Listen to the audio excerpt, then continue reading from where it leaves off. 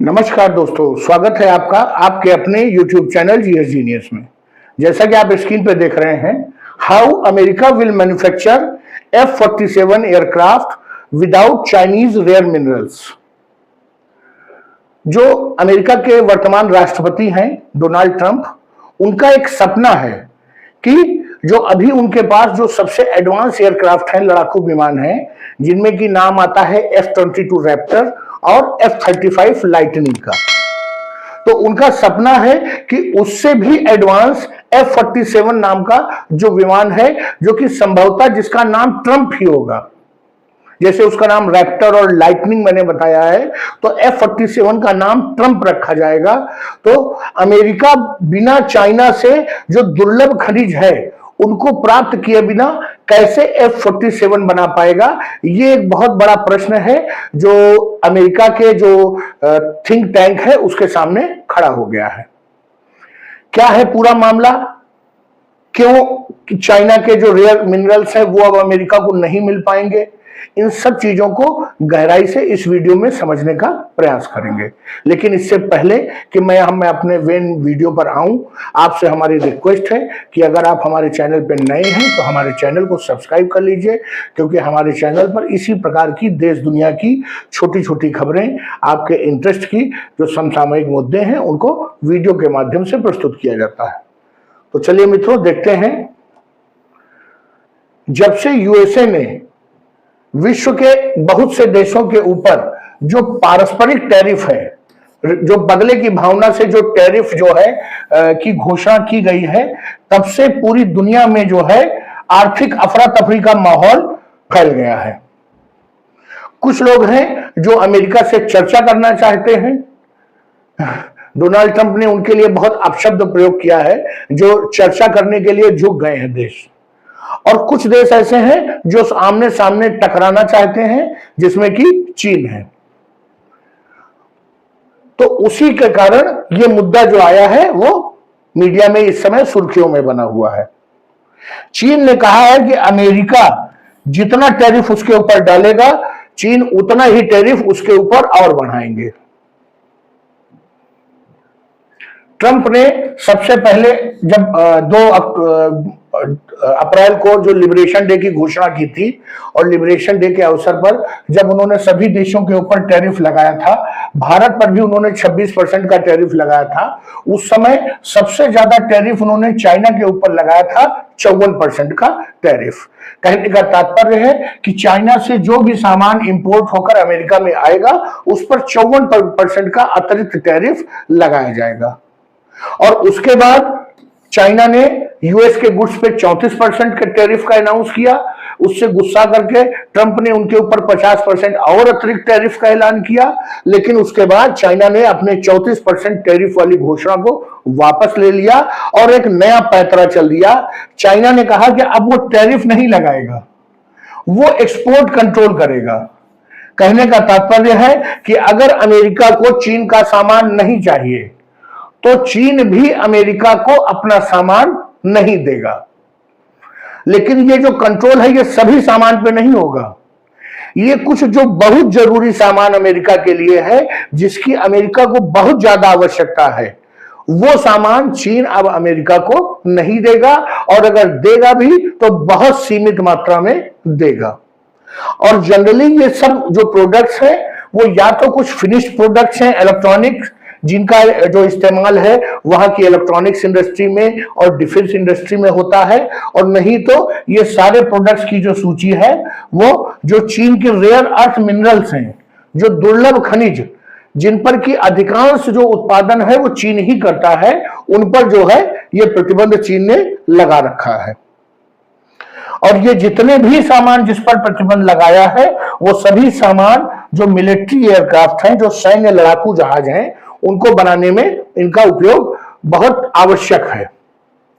और ये जो एक्सपोर्ट कंट्रोल चीन ने लगाया है अमेरिका के ऊपर, इसके कारण जो यूएस की डिफेंस इंडस्ट्री है, जो उनकी जो रक्षा जो इंडस्ट्री है, उसको जो है बहुत जोर का झटका धीरे से लग गया है। और जो ट्रंप साहब का सपना है कि वो एक नया जो है एडवांस एयरक्राफ्ट बनाएंगे F-47, जिसको बोइंग कंपनी बनाने वाली है, उसको भी एक बहुत जोर का झटका लग गया है। आप जानते हैं मित्रों कि भारत 5th जनरेशन एयरक्राफ्ट की खोज में है कि उसको कोई एक सस्ता मद्दा उसकी जरूरत के अनुसार 5th जनरेशन एयरक्राफ्ट जो है कोई देने को तैयार हो जाए और भारत की शर्तों पे मान जाए। लेकिन विश्व के कई देश इससे आगे निकल चुके हैं। चाइना 6th जनरेशन का प्रोटोटाइप दुनिया के सामने रख चुका है। यूरोपियन कंट्रीज बहुत तेजी के साथ 6th जनरेशन के जो एयरक्राफ्ट है उस पर काम कर रहे हैं। भारत ने भी जापान और इंग्लैंड और इटली इनके साथ मिलकर के 6th जनरेशन के एयरक्राफ्ट पे काम करना शुरू किया है। अब अमेरिका कैसे पीछे रहता, तो अमेरिका ने भी F-47 नाम से एक 6th जनरेशन के एयरक्राफ्ट का ऐलान किया कि वो बनाएंगे। और आने वाले भविष्य में जो उनका F-22 रैप्टर जहाज है, जो कि अमेरिका किसी को नहीं बेचता, यहां तक कि जो नाटो देश है उनको भी नहीं बेचता, उसकी जगह ये लेगा। और जो ये चीन ने जो प्रतिबंध लगाए हैं अमेरिका पे कि उनको हम रेयर अर्थ मेटल्स नहीं देंगे, संभवतः आने वाले समय में उनका जो F-47 बनाने का जो इरादा है, जो उनकी योजना है, वो डिले हो जाएगी।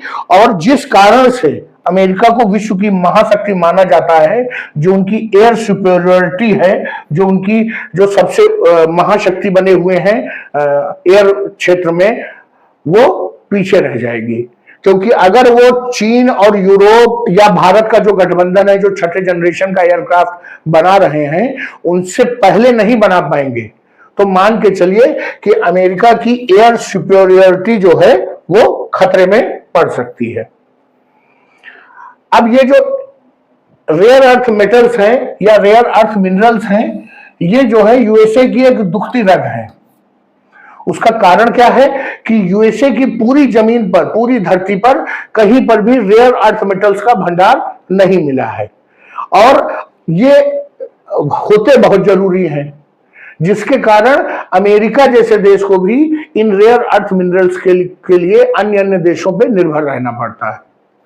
और जो रेयर अर्थ मिनरल्स का पूरा मार्केट है, इसका 90% हिस्सा जो है वो चीन के पास है। अर्थात चीन में सबसे ज्यादा रेयर अर्थ मिनरल्स का उत्पादन होता है और वो मनमानी कीमतों पर उसको अन्य देशों को निर्यात करता है। जनरली इसमें जो 17 जो है मिनरल्स पाए जाते हैं, 17 एलिमेंट हैं जिनको रेयर अर्थ एलिमेंट्स माना जाता है।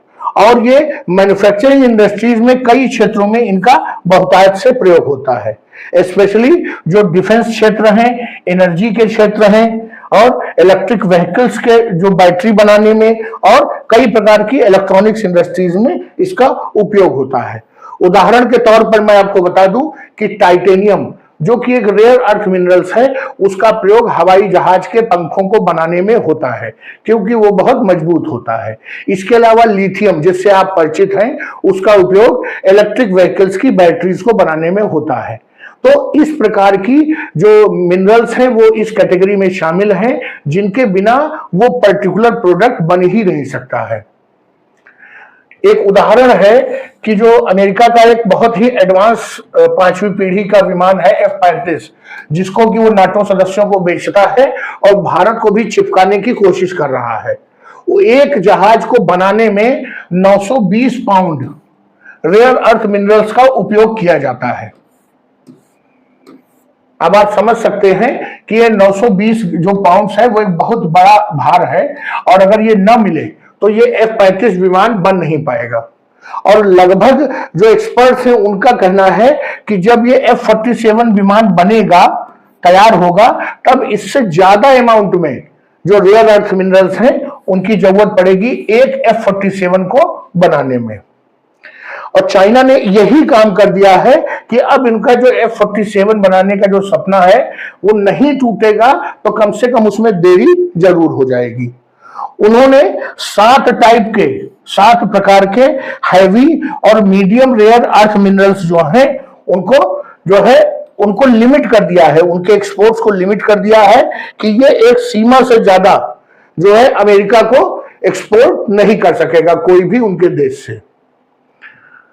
चाइना ने जो एक्सपोर्ट कंट्रोल की पॉलिसी है उसको जो ट्रंप का जो टैरिफ एग्रेशन है चाइना के खिलाफ, उसके खिलाफ एक हथियार के तौर पर इस्तेमाल करना शुरू कर दिया है। और चाइना ने यह भी ऐलान किया है कि अगर ट्रंप उनके ऊपर 104% का टैरिफ जो उन्होंने ऐलान किया है वो अगर ये लगाएंगे तो धीरे धीरे चाइना इस जो ये एक्सपोर्ट कंट्रोल का जो पॉलिसी है उसको और टाइट करता चला जाएगा और भी जो जरूरी सामान यूएसए को भेजे जाते हैं उनको भेजना बंद कर देगा। ये यूएसए इस चीज को अच्छी तरह से पहले से जानता था कि चाइना जब चाहे तब यूरो जो है यूएस की गर्दन मरोड़ सकता है रेयर अर्थ मेटल्स की सप्लाई को रोक करके। इसीलिए जब जेलेंस्की के साथ समझौता कर रहे थे ट्रंप, तब वो सीधे बात कर रहे थे कि जो रेयर मिनरल्स यूक्रेन में पाए जाते हैं उसमें साझेदारी चाहते थे। वो चाहते थे कि चाइना जो आज की डेट में उनको ब्लैकमेल कर रहा है रेयर अर्थ मिनरल्स की सप्लाई को लेकर के, उसको जो है वो यूक्रेन से पूरा कर लेते। इसीलिए वो बहुत ही जो है जबरदस्ती यूक्रेन को दबाव डाल करके उससे रेयर अर्थ मिनरल्स जो उनके वहां पाए जाते हैं उन पर अपना अधिकार चाहता था, जिसको लेकर के जेलेंस्की और ट्रंप में काफी बहस हुई थी, जिसको पूरी दुनिया ने उसके जो वीडियोस हैं उसको सोशल मीडिया पर देखा। तो चलिए मित्रों, ये खबर आ रही थी यूएस चाइना जो रिलेशनशिप है उसको लेकर के। इसका वीडियो अगर आपको पसंद आया हो, हमारा ये विश्लेषण अच्छा लगा हो तो वीडियो को लाइक करिए, चैनल को सब्सक्राइब करिए। धन्यवाद।